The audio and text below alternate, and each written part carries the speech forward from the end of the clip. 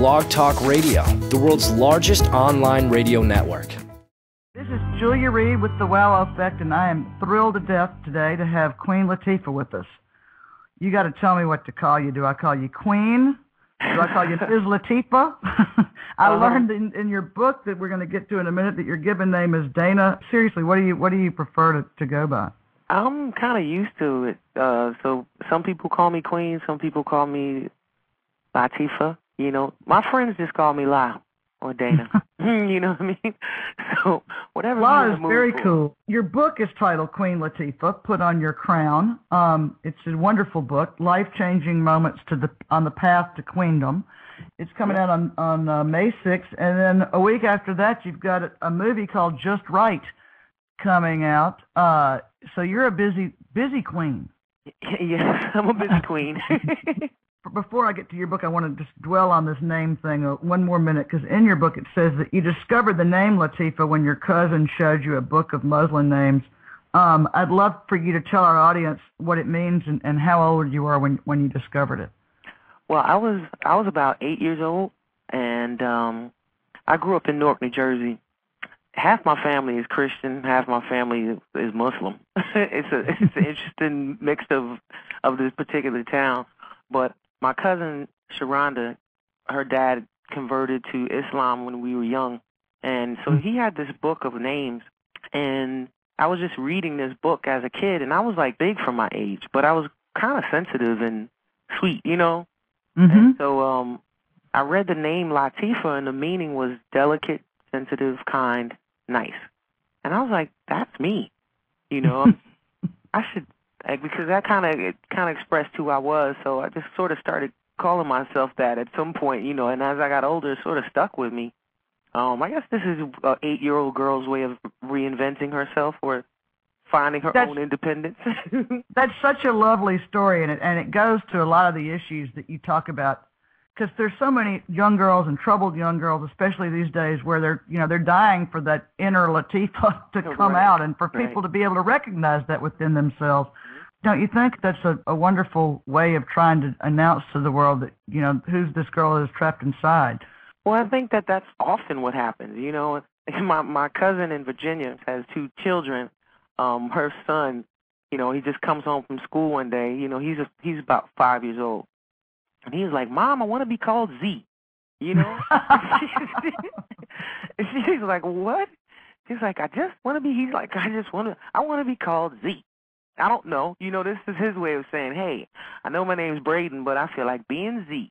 And I think that's fabulous. I know. I fell out. I cracked up. Let's go to your book. In your intro, you write that you were motivated to write the book by what you rightly perceive as an epidemic of low self-esteem among women in this country, especially young women. Well, yeah, I mean, I think especially in this particular age of information, you know, the way we're kind of bombarded with messages through the media, as well as access to all this different information, I think it's a lot sometimes for people to process. I don't think anything's changed in terms of young girls and how our bodies change and how we're trying to figure out where we fit in and who we are. And, you know, some make a transition a little smoother than others. I think we all go through it. And I also think it's something that never ends. I think, to me, like, self-esteem is something that has to be maintained once you get it through certain courses of action. And to me, this book is not just for young girls, but it's for women, you know, 80 years old, because life doesn't end until it's over. And so as long as you have it, you have an opportunity to find something interesting in life that inspires you. No, I think you make an excellent point there, because, you know, you're having a hard enough time when you're young. But you're right. I mean, I know so many of my friends who have sunk low again. It is kind of a battle. It's not like you come out at 25 and go, okay, cool, I've got self-esteem, I don't hate myself anymore.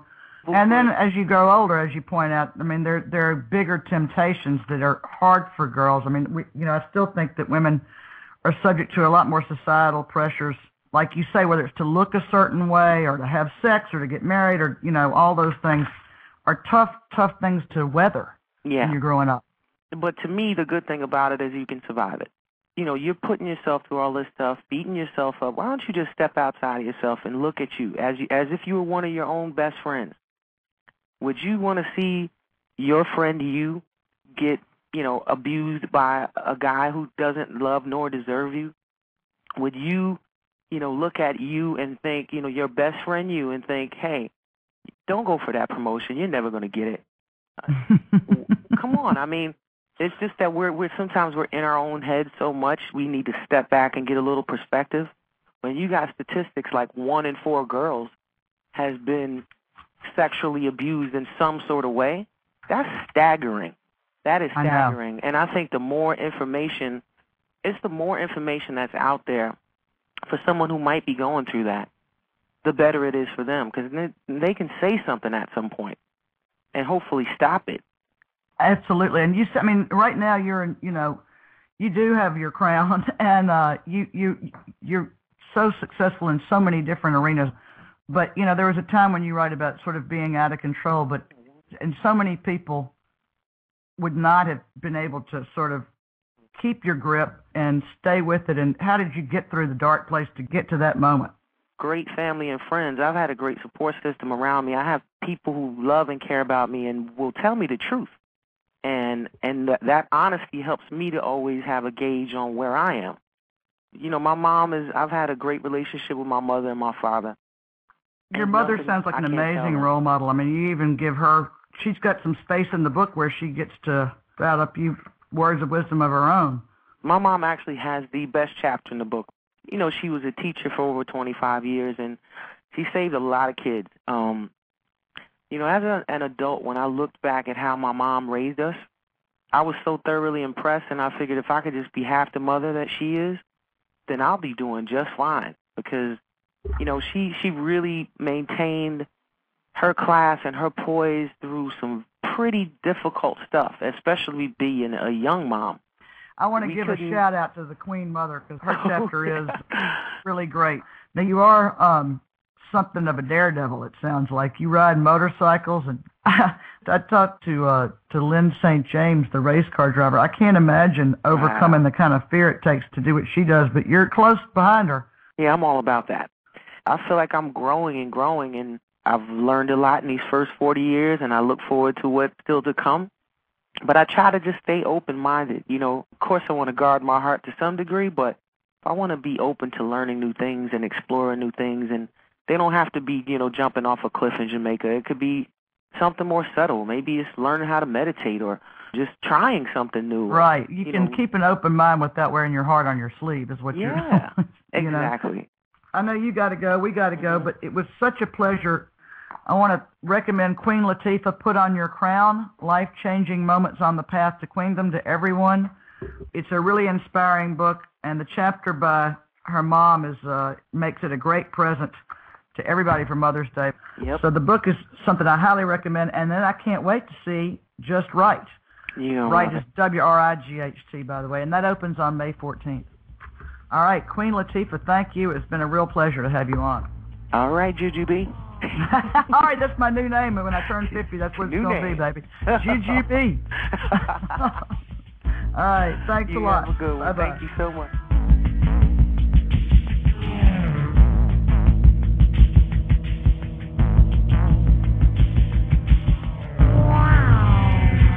It wasn't until the 1960s that the Indianapolis 500 even let female journalists into the pit. It took another 10 years or so before a woman started the race, but perhaps the most legendary of these female driving pioneers is Lyn St. James. She started the Indy 500 7 times. She has a bunch of other major victories under her belt, and she told Julia she has one other distinction with regard to the race at the old Brickyard in Indianapolis. I hold the record to this day of being the oldest rookie in the history of the Indianapolis 500, which will be celebrating its 100th anniversary next year. And they've only had about 700 drivers in 100 years that have ever raced in it. I was 45 years old, and that's when most drivers are considering retirement. And, of course, I went on to run 7 Indy 500s after that, that included, but for 9 more years. So I was just sort of, I guess I'm a late bloomer. I cannot imagine. 45 to take on something like that is astonishing to me. You grew up in a small town in Ohio, right? Right. And, in your bio it says you went to an all-girls school and you majored in business and you even got a piano teaching certificate. So how did this woman at 45 get into this terrifying to most normal mortals, line of work? Well, it was a process, obviously, but, I was a product of pre-Title IX. Because I went to a girls' school, I got sports. And if I hadn't gone to a girls' school, I would have gone to a public high school, and the only sport they offered at that time was cheerleading, and I'm certainly not the cheerleading type. So, I always liked to drive fast. I used to go to the races as a fan and spectator, but I did all the things that society traditionally, expected young females to do. So, I got a good education. I followed, after taking piano lessons for 13 years, I kind of honored my family's commitment and went on to the St. Louis Institute of Music and got my teaching certificate, and I was a secretary. So, I got married. I was kind of doing all the things that I thought was the right things to do, but I did have a yen for something else, and I didn't know what that something else was until I found out that people raced as a hobby, that, I didn't have to. I went to the Indy 500 as a spectator, and that was my point of reference, and I thought, well, I can't do that. But when I found out that people did it as a hobby, I became a member of the Sports Car Club of America. I was in my 20s, and I couldn't afford to buy a race car. The bank financed my first race car and didn't even know it. And it also made it, So they thought they were just financing a regular car for you, huh? There was a regular car, it was a Ford Pinto, and so it was my street car during the week, and then I raced it on weekends.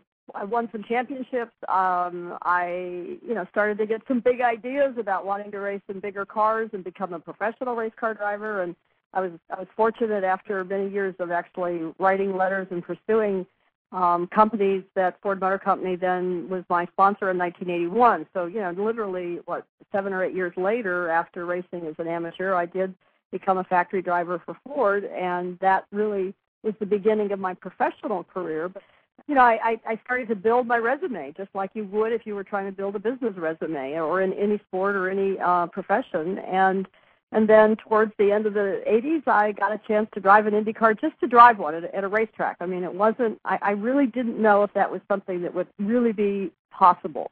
And after I drove the car, it became very clear to me that it was possible. But I went to about 151 companies for sponsorship over a 4-year period, and JCPenney was the first company to say yes. They were the 151st on the list. And what was the reaction when you go into the first 150? Every time I heard no, I always believed no is only no from that person on that day. And I went back to a lot of those companies a second time, but got a no again often. And, you just dig your heels in and you realize, I just said, I am not going to stop until I get this done. It was just a driving. Well, I'm sure it was, I'm sure you had to endure a few comments about what this little lady was going to be doing in a race car.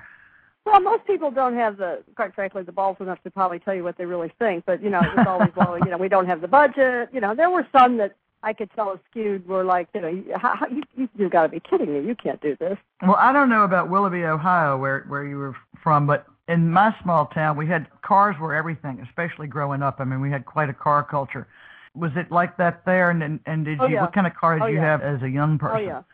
Yeah, the 60s, it was all the muscle cars, and, and that's why I went to the drag races with my buddies, and, it was all the GTOs and, the Mustangs and all I had a Pontiac Catalina 2+2. It was a car culture in society in the 60s, and that's exactly where, that had a huge impact on me. And your cars, for guys especially and women too, it's like your car was so much a part of your identity. Oh, yeah. No, it was very much your identity. And, in fact, I remember when I bought my Pontiac Catalina 2+2, that the dealer didn't want to sell me the car. He's going, a young lady like you shouldn't be driving a car like that. I had a big 429 engine and a 4-speed, and I got the heavy-duty everything. And, and he goes, oh, you should get a Le Mans. I remember that was the one he tried to sell me. And, that was like the feminine Pontiac. Yeah, it was like, talk about, and that's why actually with my work with Ford in the 80s, I not only were they my sponsor in racing, I ended up with a whole business contract with them where I was a consumer advisor, and I test drove cars, and I worked with their designers and engineers, because the whole impact of the female market in the automotive industry, it was growing tremendously. And of course, the change that people had to learn about not only the product but how to talk to women. And I just love the fact that you were like, not only a groundbreaker as a driver, but as an advisor. How do you think that you influenced them on design of cars? Well, I mean, from the time a car is actually drawn up and until it comes to market, they're making it a shorter time now, but back then it was anywhere from 3 to 5 years. So they had early prototypes that I would test drive, and so, they were thinking that all I was going to do was be talking about color or, interior design, and of course, I started talking about the positioning of the pedals and how, when you have high heels on, because I would test drive the cars at test tracks at speed, but wearing high heels, and, because I said it's very important that, you have a place to put your left foot because you need that to anchor yourself in the car to sit properly. It encourages you to sit properly. And then the actual diameter of the steering wheel, how the handles were that you could get into the car because if you have fingernails, the positioning of the shifter. So it was, a combination where I could give them input about the handling of the car from a technical standpoint, but constantly reinforcing issues that were important for women as consumers. Now, you've got a lot of different things going on now. You have a driving school, do you not? Is it just for women?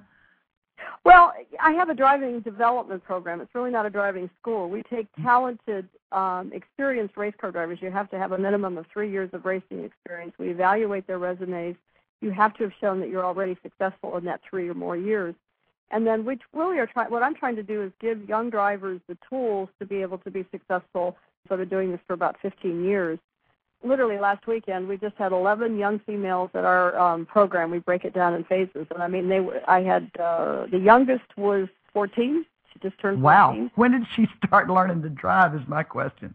Well, they start racing now when they're, 6, I think around 6 years old. They have quarter midgets. They have go-karts. I mean, they have youth programs just like they do for soccer and basketball and golf and tennis. That's so interesting because we never, people just don't think about that. I mean, like, go-kart used to just be what my little brother drove on the front lawn. Right. No, it's a very organized sport now and very organized for youth. They have junior dragsters where they have these little lawnmower engines they put on these drag cars and stuff. So, I mean, it's really great because it enables, I say now it's okay for moms and dads, their daughters can now do what their sons have always been able to do because of Title IX. Well, now we finally have a youth-type program for racers, and so that means girls and boys are now able to do this. And we got moms and dads that are saying, okay, that's what she wants to do. That is so fascinating. I know, because you think about the youth soccer league, but the youth race car league is a whole different thing, but that's fantastic. Yep. Well, listen, thank you again. I'm glad the world has changed, and I'm glad you're still in it to talk to us today, and we'll hope you have come back soon.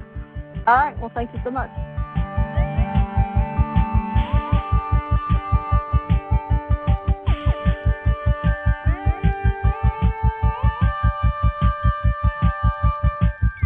So to round out this week's show, we decided to have a conversation about women who love their cars. So we called on WOW's own Joni Evans and on Jeanette Kahn, one of the producers of the fabulous Clint Eastwood film Gran Torino.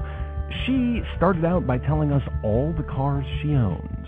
I have 3 classic cars, and one of them is a Nash Healey, and there were fewer than 500 of them. Actually, the very first American sports car.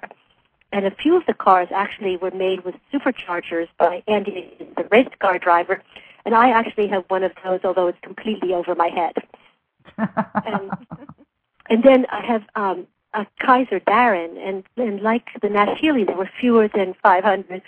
And my car is from 1953. And what's really extraordinary about this car is that, unlike any other car ever designed, to my knowledge, it has pocket doors. The doors slide body of the car. Oh. And I hear Joni sighing in the background. Oh my God. My cartoon car is a Nash Metropolitan from 1959 or 1960. It's a little red and white convertible, a 12-foot car. Roger Rabbit would have happily driven it. How adorable. It looks like a child's toy. It really does. It looks like some sort of Tinker toy on steroids. But when I drive by Hell's Angels on their motorcycles, they give me a thumbs up. Oh. So, Joni, what are you driving now? Well, right now I have a Z3 BMW. It was the James Bond car. Yes, I recall. Mine is pretty old. It was the first one, and I got it in bright yellow. It looks like a bumblebee. That is hilarious. It's just adorable. And there were only something like 400 of this particular one made. It's just forward gears. It really is it's just a peppy little car. But my car passion started back I had a Chevy Impala convertible. Oh, my God, that is a powerful, cool car. What year, Jody? 1957, brown and white, beauty. That's an with the beauty. Impala on the side. That it only died about 10 years ago. I don't even mean died, but I mean I finally couldn't keep it up. But anyway, God, you had it more than 40 years. That's incredible. Oh, it was an incredible car. You know, when eBay came, it ruined the price of cars because everybody found out that there were so many 1957 Chevy Impalas. I could have sold it for so much more before that. So then I went from there. I always loved sexy cars. I love the feel of cars. My dad was a crazy XKE Jaguar person, so I would inherit the cars he casted off, and I had many XKE Jag. Lucky girl. Yeah, including the J12, which was the 12-cylinder, which I raced in Bridgehampton and won. And then I fell in love with Mercedes 350 SLs and 450 SLs. So I've always gone for the drive, the handling, design also. I mean, I shouldn't say that. Yeah, I was going to say the Jaguar is a hell of a sexy car. When I was a kid, I imagined myself as a grown-up person. I mean, I'm sure everybody has this fantasy when they're like 10 or 11, and you think, this is what I want to look like and be like when I grow up. And my mother had this one dress that I loved, and I had this forever fantasy of I could see myself opening the door of like that racing green Jaguar and stepping out in high heels in this dress of my mother's that I loved. Well, I couldn't fit in the dress now if I tried hard, and the Jaguar is not nearly as sexy as it used to be, so the fantasy is over. But that was mine. But the thing that's so amazing to me is that women are the ones who buy the cars. Almost 70%. They make the choices for the cars. Women, it amazes me that they don't have the same lust that Jeanette and I do. No, I know. Well, I mean, I think that, I was talking to Lyn St. James, the race car driver. We were talking about being in a small town and how cars, especially, when we were growing up, 50s, 60s, were so, that's where you did everything in your life, was in a car. I mean, I made out the first time in a car. You sneak out the first time and steal your parents' car. Drive-in in the 50s in a car. And it was like your ticket into the larger world, and you could not wait to get in the car and hit the streets and see. In my day, all the guys were driving like El Torinos with flames on the side and Camaros. Absolutely. And all those things. Head and decked. Oh, the best. I'm just now wondering, Jeanette, was Gran Torino finding that script? Was it about the car that first? That's what I want to know. No, the Gran Torino was really about the story. It was first and foremost, really what moved me in the story, what entertained me, what made me laugh, and what made me cry. But of course, the car does figure prominently into the movie. And I must say, after we made it, I began to seriously look at muscle cars and say, should my next car be, first a Gran Torino, just in honor of the movie? And I scratched that idea because I didn't think the Gran Torino was quite as good looking as some other muscle cars, and I'm probably lusting now after 1961 Chrysler 300G, one of the very first muscle cars. Oh, I know that car. Oh my God, y'all are cracking me up in this one of these cars. Well, there's something about 50s and 60s cars. They're so forward-looking. I mean, much more so than cars that are designed today. It's rare that you get a really, futuristic design in a car, and I think those 70% of women who are probably buying cars are looking at more practical aspects than, power and performance, as you are, Jody, or design as I am. It's probably, miles per gallon and how good is it for the environment. Isn't that boring? Isn't that so boring? Isn't the sexiest thing in the world seeing a woman behind a spectacular car? It's not only sexy to regard, but the thrill you get driving a great car. Well, it's not y'all seem to love your cars more than I have. More than our men. No. It really is a love affair. There's no doubt. And I'd say for any of the listeners who would like to kind of get into cars and to see what they might look like, all these wonderful, wonderful classic cars, the ultimate wish book for car enthusiasts is called Hemmings Motor News. And it comes out monthly. It's also online. And it's printed on newsprint. And it has every car ever made alphabetically. And then within the alphabetical category, it has it chronologically. and there are many photographs in addition, especially. Look, I want to go look at your cars on there. I'm going to go as soon as we hang up. Yes. I'm going to Google it up. This is the Amazon of cars. I mean, I can totally see now that I've finally got a nice car in my life. I can totally see how you would get into it. And my first car, I have to say, was a Mustang, a '68 Mustang, which is kind of astonishingly cool. But that's a great car. That is great. And my father sold it when I went off to boarding school for, check this out, $600. I mean, I saw somebody in one on the road the other day thinking, God, if I could have that car, but it would cost me a hell of a lot more than $600 these days.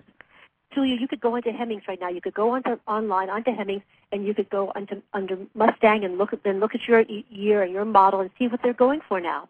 I would. I wonder if I would love to find that car because I left my favorite pair of earrings in the damn glove compartment. I'm still furious with my father.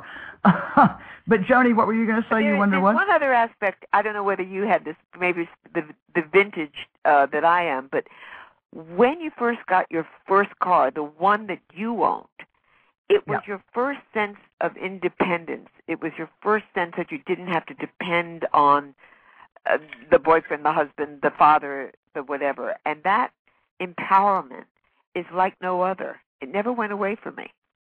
Just one other thing.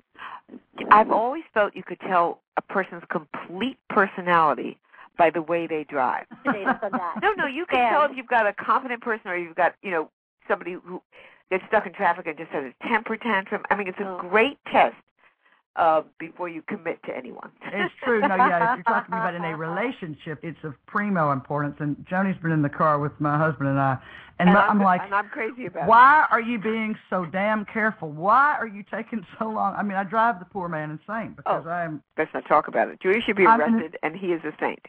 I'm an impatient speed. I can't help it. Anyway, it has been a pleasure. I look forward to driving with both of you ladies. Jeanette, it was great to talk to you. Gran Torino is one of my favorite movies of all time. I mean, the car. I never thought a car would make me cry, and it was such an incredible symbol in that movie. Everybody who has not seen Gran Torino, I urge you to rent it immediately. It's so fantastic. Thank you. Thank you. Joni, it's always thrilling to talk to you. Yeah, absolutely. Thank you, and I'm happy Julia. to talk to Joni, too. And Jeanette, thank you. Okay. My Mercedes is waiting. I have to go. Okay. Bye. That's it for this week's Wow Effect. Our associate producer is Emily Gallagher. The show editor is Jed Kim. We had booking assistance from Hillary Black, and our executive producers are Joni Evans and Lori Racine. The Wow Effect is produced in collaboration with RobinHoodRadio.com. Special thanks to Marshall Miles and Jill Goodman up there for engineering and technical assistance. You're not going to be able to check us out next week because we're actually going on hiatus for a while, but you will be able to check out all 13 existing episodes of The Wow Effect online at wowowowTalk.com. My name's Rick Carr. I produce the show. Thanks for listening.